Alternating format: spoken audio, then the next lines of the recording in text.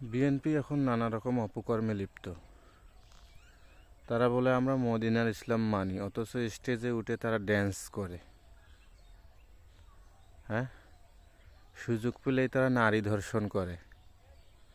এটা কি তাদের মদিনার ইসলাম রে ভাই? সুযোগ পেলে তারা চাঁদাবাজি করে, মানুষকে পাথর দিয়ে পিটিয়ে খুন করে। এইটা কি তাদের মদিনার ইসলাম? এতদিন সালাউদ্দিনের মাথায় টুপি ছিল না, তাহলে এতদিন কি সে মদিনার ইসলাম মানে নাই? এখন মানতেছে, এখন মদিনার ইসলাম মাইনে টুপি মাথায় দিছে। মানে এটা কি তাদের ব্যবসা ব্যবসা শুরু হয়ে গেছে?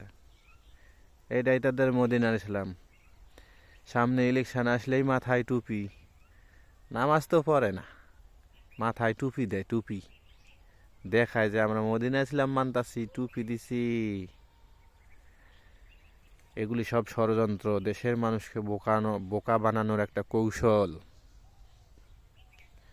তাই দেশের মানুষকে বলবো, এবার সৎ, যোগ্য, ইনসাফ যারা করবে তাদেরকে ভোট দিয়ে জয়যুক্ত করবেন।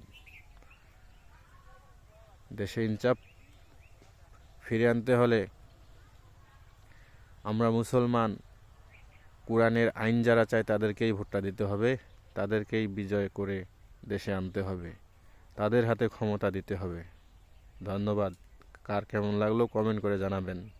ধানের শীতের বাইরে যদি কেউ নির্বাচন করার চিন্তা করে, আমরা ঘোষণা দিয়ে যাচ্ছি, কোন কেন্দ্রে কেউ এজেন্ট দিতে পারবে না। সংগ্রামী সাথী বন্ধুরা, কথা একটা, আমি নাকি হারুনের কাছ থেকে 3 কোটি টাকা নিয়ে তার বাড়ি রক্ষা করছি। মিথ্যা মিথ্যা তোমার কে কইছে এগুলো কোথায় লাগে? হারুনের কাছ থেকে 3 কোটি টাকা কে? হারুন কোথায়?